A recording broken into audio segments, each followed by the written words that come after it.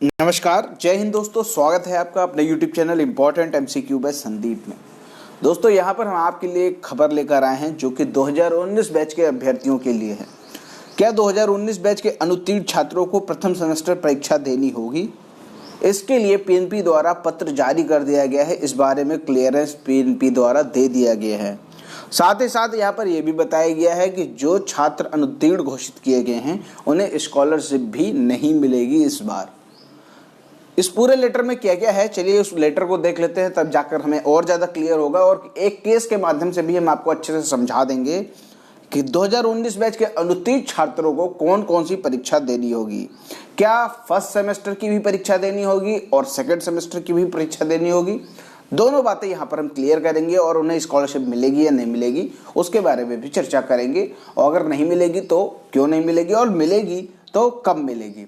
शुरू करते हैं आज का वीडियो को शुरू करने से पहले एक निवेदन है, अगर आपने अभी तक चैनल को सब्सक्राइब नहीं किया है तो चैनल को सब्सक्राइब कर लीजिए और घंटे का निशान जरूर दबा लीजिए ताकि ऐसे ही वीडियो आपको लगातार मिलते रहें।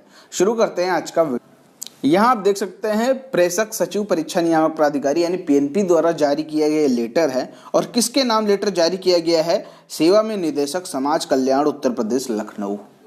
यहाँ पर विषय है DLED BTC पाठ्यक्रम में अध्ययनरत प्रशिक्षुओं को प्रदान की जाने वाली दसमोत्तर छात्रवृत्ति हेतु प्रशिक्षुओं का परीक्षा परिणाम अपलोड किए जाने के संबंध में। देखो यहाँ पर आपको मालूम होगा कि छात्रवृत्ति यानी स्कॉलरशिप के फॉर्म चल रहे हैं, ठीक है। उसमें क्या है, जो जितने भी DLED 2019 बैच के अभ्यर्थी हैं वो सभी फॉर्म भर रहे हैं। साथ ही साथ यहाँ पर उन अभ्यर्थियों के लिए यहाँ पर दिक्कतें आने लगी जो अभ्यर्थी DLED 2019 बैच में अनुत्तीर्ण घोषित किए गए हैं।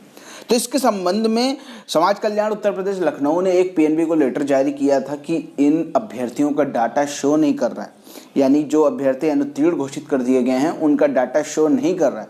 उसके जवाब में PNP द्वारा ये लेटर जारी किया गया है। ये लेटर समाज कल्याण अधिकारी को भेजा गया है। साफ साफ यहाँ पर बताया गया है कि जो लेटर उन्होंने भेजा था उसके जवाब में ये क्या कहना चाह रहे हैं। यहाँ पर आप सब कुछ देख लीजिए।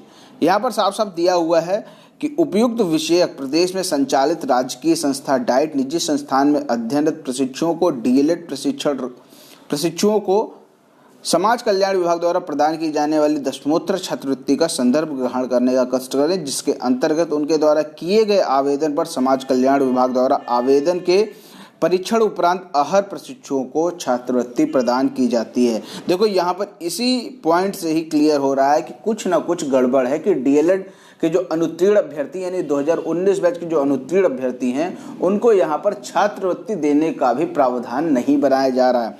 आहर प्रशिक्षुओं का साफ साफ मतलब ये है कि जितने अभ्यर्थी उत्तीर्ण घोषित किए गए हैं सिर्फ उन्हीं को छात्रवृत्ति प्रदान की जाती है। यहाँ पर आगे क्या लिखा हुआ है? उपरोक्त प्रकरण के संबंध में आपको अवगत कराना है कि इस वर्ष कोविड-19 की महामारी के अंतर्गत जारी प्रोटोकॉल के अनुपालन में प्रदेश में विभिन्न प्रकार की परीक्षाओं को स्थगित कर दिया गया था, जिस कारण DLED प्रशिक्षण वर्ष 2019 में प्रशिक्षुओं को प्रथम सेमेस्टर संपादित नहीं कराई जा सकी। राज्य सरकार द्वारा कोविड-19 के अंतर्गत जारी मार्गदर्शिका के अंतर्गत DLED 2019 बैच के अभ्यर्थियों को द्वितीय सेमेस्टर की परीक्षा में सम्मिलित कराया गया, जिसका परिणाम जारी किया जा चुका है।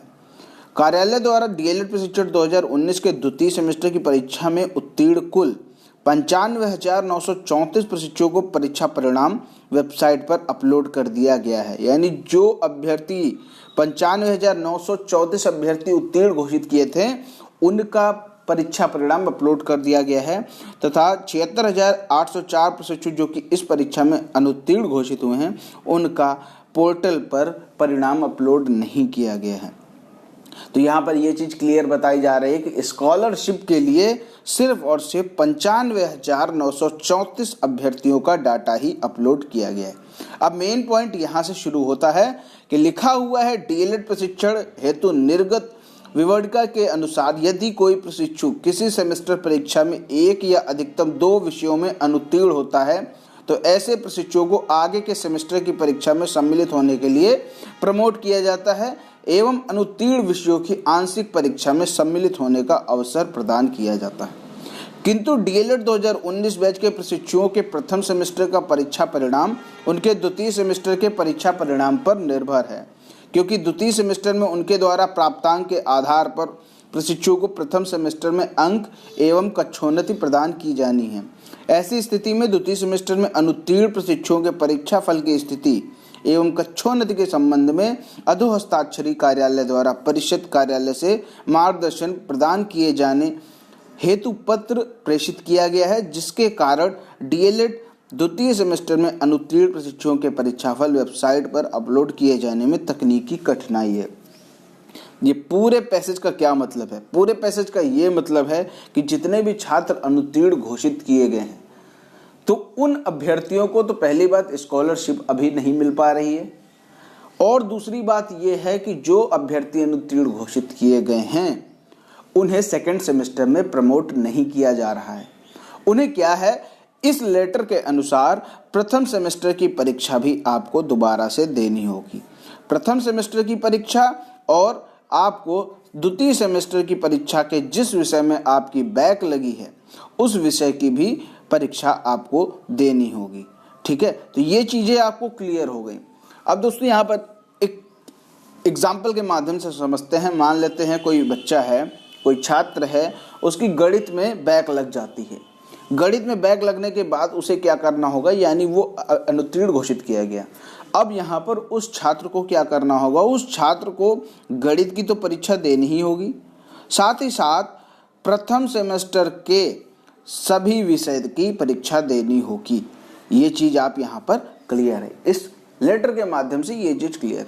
अच्छा, ये जो लेटर जारी किया गया है इसके अनुसार तो यही है कि प्रथम सेमेस्टर की परीक्षाएं आपको दोबारा देनी पड़ेगी। साथ ही साथ यहाँ पर एक पॉइंट और भी जोड़ा गया लास्ट में, तकनीकी कठिनाई है। तकनीकी कठिनाई है का क्या मतलब है? तकनीकी कठिनाई का मतलब है कि अभी यहाँ पर टेक्निकल इशू आ रहा है, लेकिन अगर निकट भविष्य में ये कठिनाई दूर हो जाती है तो हो सकता है कि इन अभ्यर्थियों को भी यहाँ पर स्कॉलरशिप प्रदान कर दी जाए, या फिर ये भी हो सकता है कि उन्हें भी प्रमोट कर दिया जाए। देखो यहाँ पर एक चीज तो क्लियर है, जैसे आपने देखा होगा डीएलएड 2018 बैच के थर्ड सेमेस्टर थे, अगर उनकी किसी भी सब्जेक्ट में बैक लगी थी तो उन्हें प्रमोट नहीं किया गया था। ये चीज तो आप क्लियर है। जो बच्चे पास थे उन्हें ही प्रमोट किया गया था केवल, ये आपको पता होना चाहिए, क्योंकि 2018 बैच में तमाम धरना प्रदर्शन होने के बावजूद भी डीएलएड 2018 बैच के बैक अभ्यर्थियों को प्रमोट नहीं किया गया था। उसी आधार पर ये चीज एकदम क्लियर है कि 2019 बैच के जितने भी अभ्यर्थी हैं, 2019 बैच के जो अभ्यर्थी फेल हो गए हैं या अनुत्तीर्ण घोषित हो गए हैं, उन्हें प्रमोट नहीं किया जाएगा। उन्हें प्रथम सेमेस्टर की परीक्षा दोबारा से देनी होगी हर हाल में, क्योंकि एक ही कोर्स में सरकार दो तरह के मानक नहीं लगा सकती कि 2018 बैच के अभ्यर्थियों को फेल होने पर प्रमोट नहीं किया गया और 2019 बैच के अभ्यर्थियों को फेल होने पर प्रमोट कर दिया जाए। मेरे हिसाब से सरकार ऐसा नहीं करेगी। दोस्तों, इसके बारे में आपकी क्या राय है? आपको क्या लगता है कि निकट भविष्य में ऐसा कोई शासनादेश आ सकता है जिसमें यह कहा जाएगा कि 2019 बैच के जो भी अभ्यर्थी अनुत्तीर्ण घोषित किए गए हैं उन्हें भी प्रमोट किया जाएगा?